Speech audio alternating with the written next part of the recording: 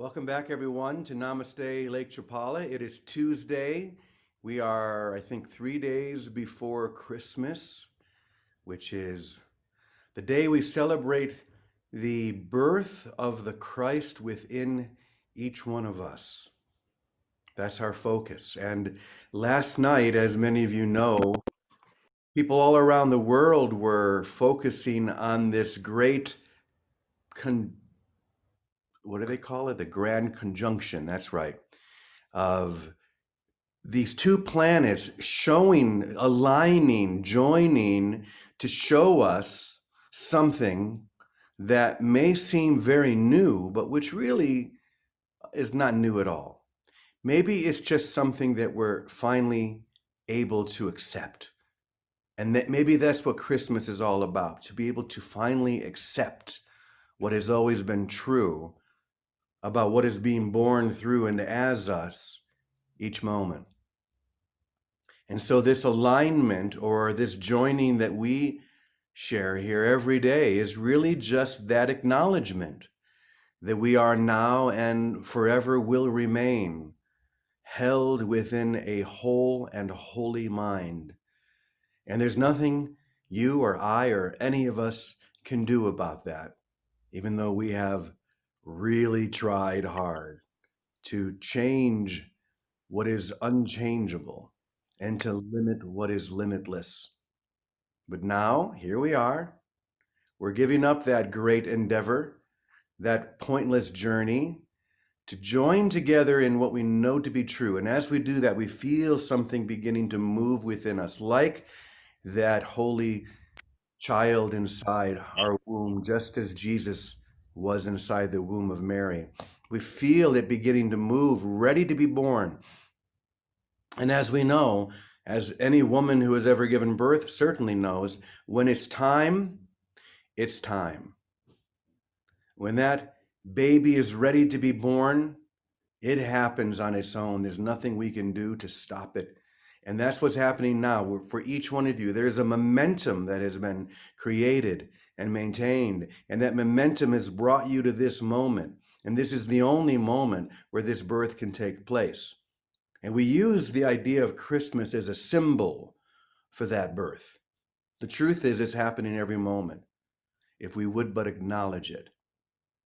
And you may feel those rumblings, you may even feel the labor pains, because that is part of it. But also what is part of it is the release, the first breath of air, the reality of this birth and this Christ and this you. That's what we're sharing here today. So that being said, we're going to share also another lesson from the impersonal light. And I have to say that I assume Teddy's in the room, but when I was reading this a few moments ago, there were a couple of lines where I could hear Teddy in my head saying, no, that's not it at all. So I'm going to channel a little bit of him, because the truth is, none of these things, they're all like a finger pointing toward a lake. And you can't see that fish that's just beneath the water. You can follow the direction of the finger and you can look to that spot. And if you allow your eyes to just relax and just unfocus, maybe you'll begin to see beneath the water, and you'll see what is beneath the water. And it's the same thing with these lessons. This is nothing more than a finger pointing in the direction of something that is beneath the surface.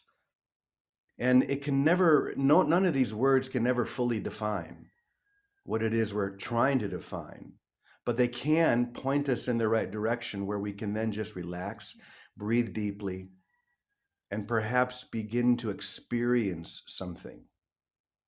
So for example, when I read this first line, which says, "The earth and all things belonging to it are but the outer manifestation of my idea."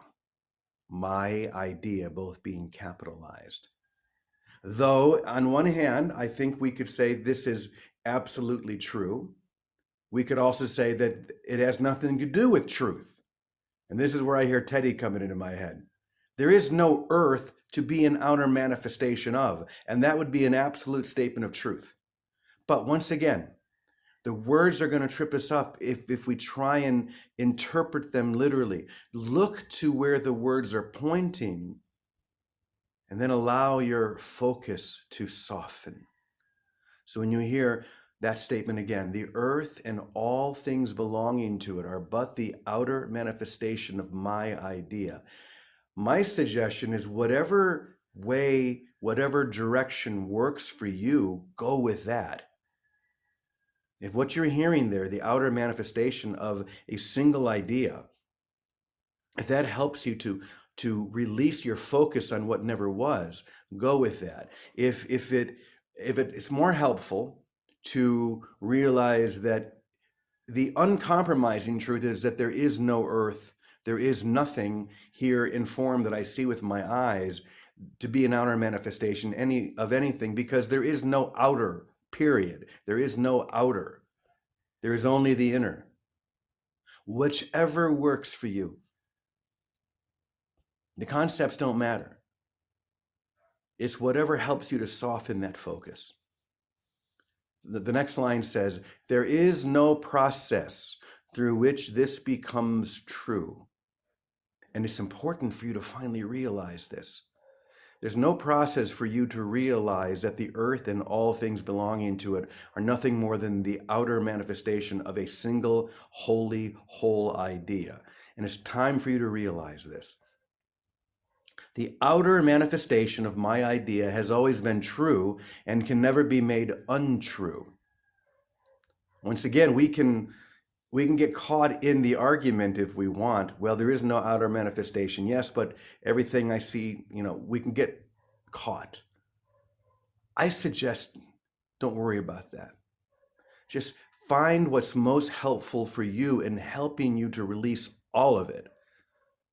To look to where that finger is pointing, to soften your focus and see what is beneath. See that fish that's just beneath the surface of the water. Okay, let me back up a tiny bit here. The outer manifestation of my idea has always been true and cannot be made untrue. And my idea of you has always been true as well, though you have desperately tried to force me to change my mind about you. Isn't that strange? You have desperately tried to force me to change my mind about you. This is the I am within you speaking, which can never be changed. It always looks at you as you really are, the truth, the wholeness, the holiness. But we, each one of us, in our split mind, in our perceptual mind, have done our very best to try and change that. Why? Because somewhere that seed of guilt still rests within us. The idea that we did something that could never have been done. That we did something that in reality could never have been done. But I don't believe that yet. And all of these lessons are just trying to get you to the point of belief where you can accept that nothing real can ever change within you. Okay. My idea of you has always been true as well. My idea, with a capital M and a capital I, of you with a capital Y, my idea of you, the truth of you, has always been true, though you have tried to desperately force me to change my mind about you. I am smiling at your strange attempt to change the changeless and separate from what remains forever true. Once again, God is not really smiling. There's no mouth to smile, but once again, don't get caught in that loop of trying to make the words true. Just soften your focus so you can see what's beneath all of them. Wouldn't it be easier to relax into the divine flow that surrounds you, like floating down a river that draws you effortlessly toward an infinite ocean of grace? Stop imagining that there's a process through which you can earn my love. That's a big one. Stop imagining that there's a process through which you can earn my love. You cannot earn what has never been denied. Just open your spiritual eyes and see what has always been true. How hard can that be? I am telling you that it's not hard at all, though you have made it seem very hard indeed. All I'm asking for is a little faith, which grows and then becomes an experience, which then becomes your certainty. I am not calling you to believe that you are loved. No. But I am calling you to know that you are love itself. Be certain of that you are love itself. Now that's the closest we can come with words. Everything else that we've shared or could share is like running around the fire trying to describe it, but the experience of you are love itself, that's the jumping into the fire. We can't get any closer than that, and nor should we try. But we can experience that by giving it away, by choosing to be the source of that to all those that we meet. Because we realize very quickly then that anything I give to thee is received by me. We are one, though not the same. We have to carry each other, one. And there we are, right back to you two. I love this. Thank you so much, everyone. I'm going to turn it over to our dear sister Vicky now and let her take it from there. Good morning, Vicky. Ho, ho, ho. Good morning, James, Jimmy. Last night was terrific. Thank you, dear. What a great celebration of the light that we are. And just celebrating Christ, the birth that's happening now. So I have a little something that I suggested yesterday and I've been doing. And actually, if Joy's here today, I'm hoping Joy might like this. So how do we empty ourselves? Because I'm so dedicated right now to wanting to give everything to the Holy Spirit. So I'm playing with that. It's like going on and on like a mantra in my mind, not to miss anything. So we have this little star I'm showing you. Whoops, can I show you this star? Wait a minute. Anyway, this little star, and how do I do it? Can you see a little star? No. Anyway, this little candy nothing star. See, little, anyway, it's a little yellow star. But the idea I keep getting is bring everything, because we come to the light, to the experience of light. This is the hopefully coming into the experience by bringing ourselves as we are, emptying out all our desires, false desires, true desires, it doesn't matter. The truth is the being that we are has only one desire: to celebrate itself, its holiness, in its sharing and its giving. But to come to that, I need, for me, to accept myself where I am, take what my desires are today, to be healthy, to have a healthy family, a healthy world, a peaceful world. Whatever I'm thinking is some reality or not. I don't have to discern, but what I'm doing every day this week is bringing all my desires and wishes to this star. The sign of Christmas is a star. I'm bringing it to the light, the star of the Holy Spirit as it is, and leaving it there, knowing that the Holy Spirit's function, the Spirit's function is to transform those false desires, for whatever forms I'm thinking are good or bad, into the only desire to celebrate the light, the Christ that we are, and to give of that. And let that be the work of Spirit. The work I have is once I give, so every morning I'm getting up with Teddy, and he's doing this with me, and giving whatever desires come to our mind to the Spirit as represented in the little star. And then the thing is not to imagine anymore anything else, except to live in this state of thank you, thank you, thank you. It is like having the Holy Spirit be a Santa Claus. Holy Spirit will take everything, all the junk and ibbity boo will dissolve into the one desire that's underneath them all, to be who we are, the Christ that we are. And that's the only thing I have then is gratitude. So holding my mind, this is very practical experience, in gratitude, I find that I've become, in the last few days, very buoyant and so excited, really like a kid, believing Santa Claus is right here because the Holy Spirit does what me and my thinking mind can never do. But transforming all those silly thoughts, good or bad, into the reality of what I already am. So there's my wishing star. And that's my practice. I hope it wasn't too kabubbled up. Not at all. I love how practical you always make it, and fun, of course. Oh, yes, it's got to be fun. Fun. Yep, it sure does. We don't want to be somber. What's the point of that? Yeah. But what you reminded me of are these two lines from what we just heard. You cannot earn what has never been denied. Just open your spiritual eyes and see what has always been true. Stop trying to earn love. We do that symbolically through each other. I'm trying to earn your love or deserve your love. Just relax. Just be love itself. That's all. And give all of your desires, everything away. Just turn it over to the Santa Claus Holy Spirit. I like that. Thank you. Thank you. Teddy, are you there? Is Teddy here today?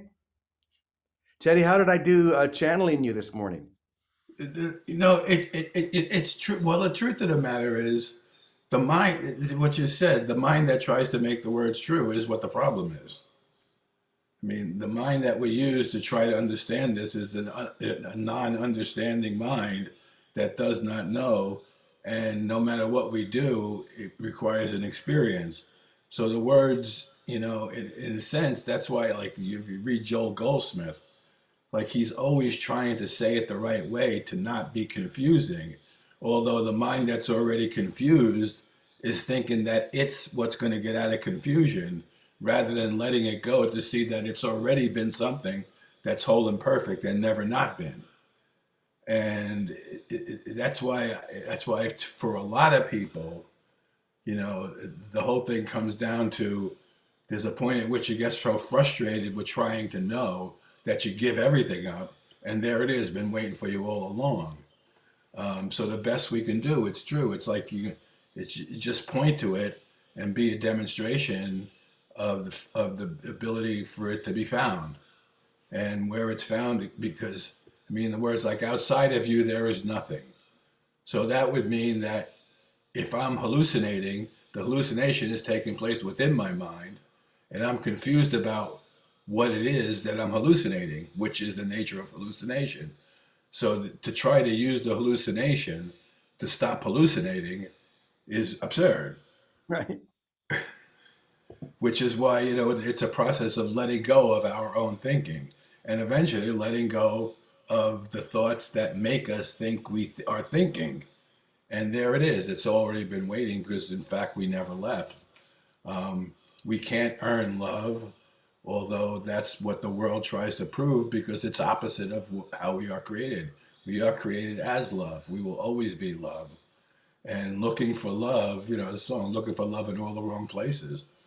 The last place we look is within ourselves for where it really is, because that's what we are. So, yeah, words can merely point the way. Every once in a while, somebody will hear something and have, a moment that takes them beyond the words, and then we laugh at them.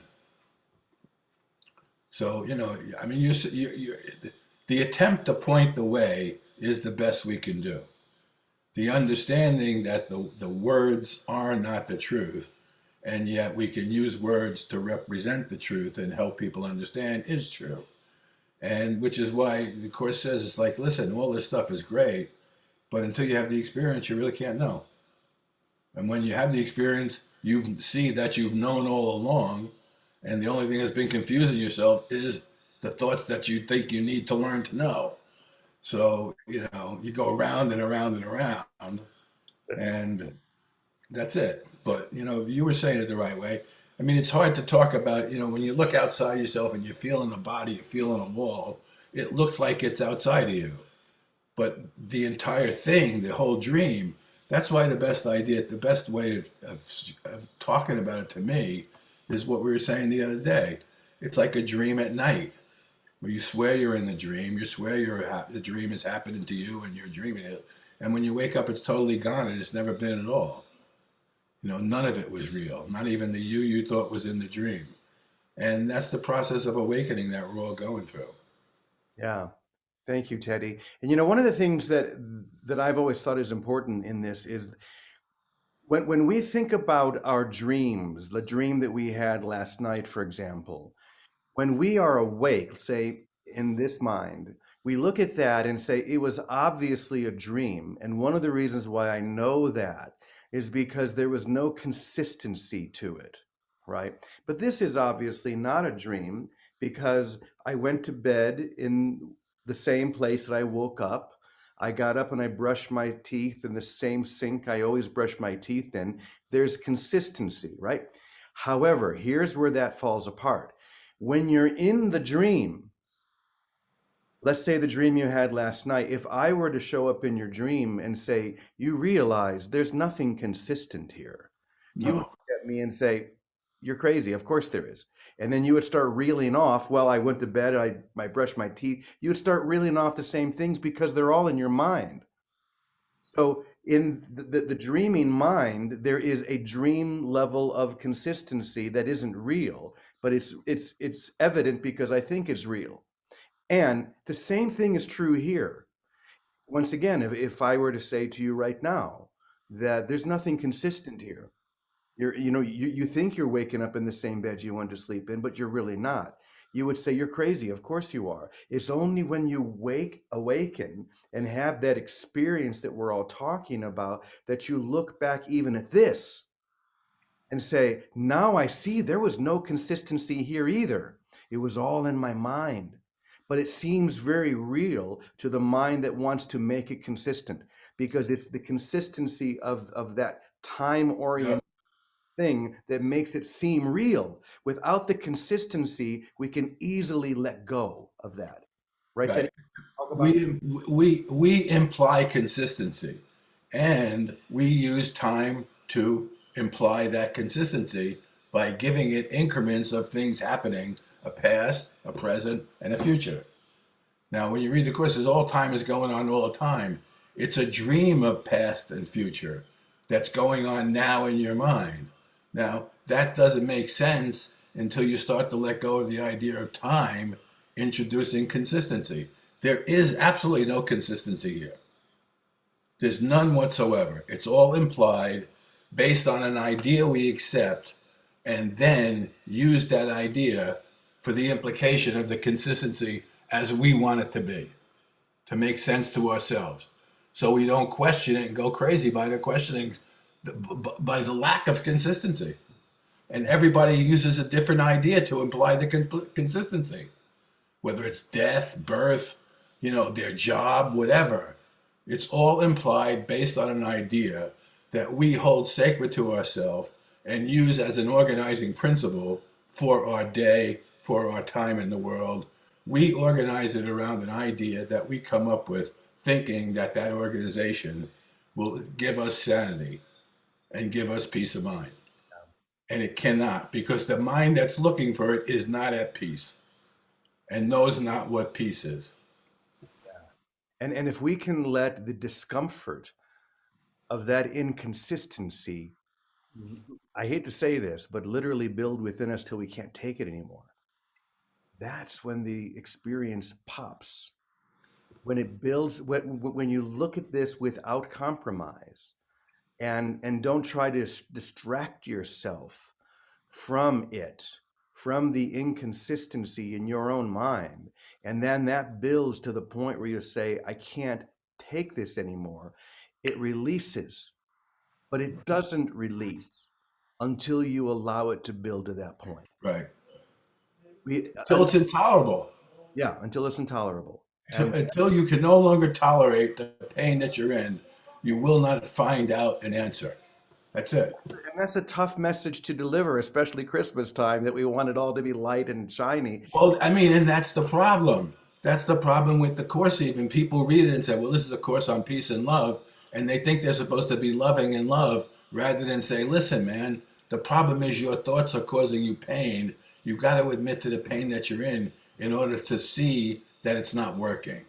Your thoughts are not working, and we make up what we think love is, and that's not what love is. Love is, like you say, is a priori. It's already been given because we are that. That's it right there. Need we say more? Now I'm going to shut up because you don't need to say anything more than that. Thank you, Teddy. Thank you, Vicky. Wow, great discussion today. That conjunction last night must have really knocked us up a level or two, I think.